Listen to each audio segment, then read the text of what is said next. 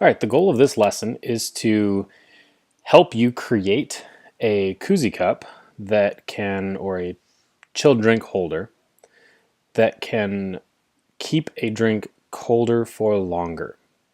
The first thing that you'll need is some dimensions. So the typical dimensions of a can are here. You've got the height, diameter, and circumference, and this is from jwilson.coe.uga.edu, but you can Google this and find out a lot of different things. We're going to be messing with the diameter.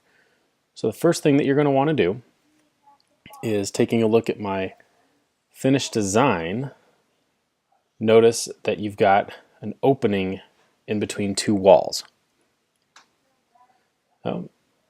Because we're messing around in units, down in the bottom right I changed it to the units of inches.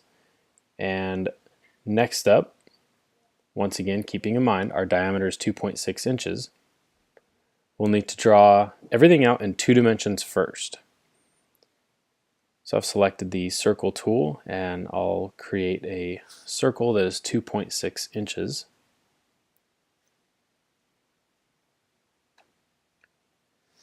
Got that there.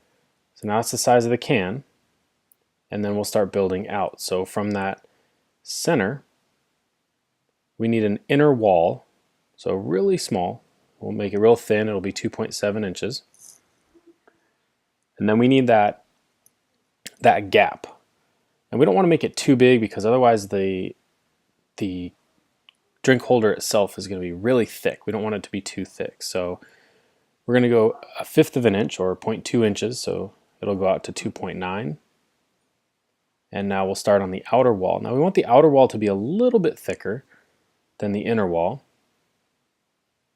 So it's going to be 3.1, so a difference of 0.2 inches.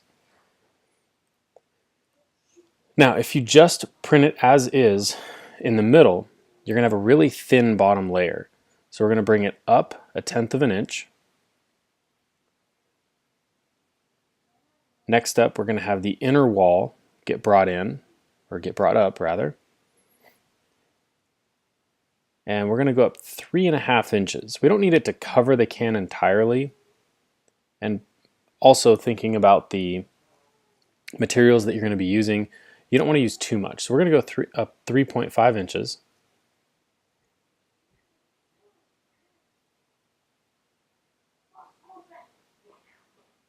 And the gap area, we're just going to want to have that up a little bit, so that way once again it can hold the temperature without messing with the surface that it's going to be on. And then the outer edge will be at 3.5 inches as well. So you can take a look here. Let me pan over and rotate it around. You can see that I've got that inner gap to be able to fill it with one of my solutions that I'm going to use to keep it cold. Now there's a little trick.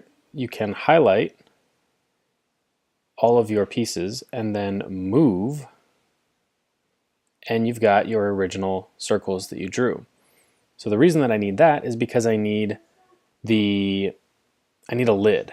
I need something that will contain those liquids that I was working with. So in order to do that, first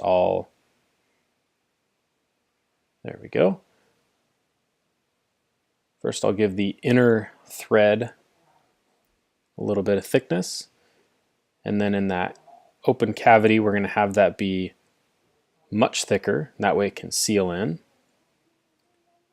And then on the outer thread, or outer rim, it'll be the same amount of thickness. And if I take a look at what I've got, once I print, on the right hand side I've got the drink holder, on the left hand side I've got the lid for it, so that way it can seal it in nice and solid. Now some of you might be thinking, well, the cup is, or the can is 2.6 inches. So to help with that, I've increased this by a scale factor of 1.05. 5/100ths of a factor in all directions. So 5/100ths of an inch in all directions should make it big enough to where it will fit the can Not so much that it's shaking around free, but big enough to where it can fit what it needs to fit without being a nuisance, without having to file it down too much. Next up, after it's done printing, as you can see here, I'm taking and I'm with a rasp taking it or a file, taking it and trying to make it so that it's a nice and snug fit. Now I printed this on purpose to be a perfect fit or as close to. So as you can see here, I'm just taking and I'm filing it down, trying to scrape out any of the small debris that's left over, taking off 1 or 2 layers here in the middle, testing it out. I don't want it to be too loose because I want it to have a nice and tight seal. Once I've got some on the inside, I'll also take on the outside and take a look, and there you go. Now if you notice, you've got these rings that you can see where there's a little bit of a gap. What I was able to do after I was able to seal it all up, as you can see there,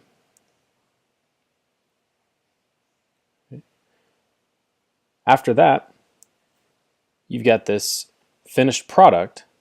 The next piece is to put it in an acetone bath, and this is what your finished product looks like.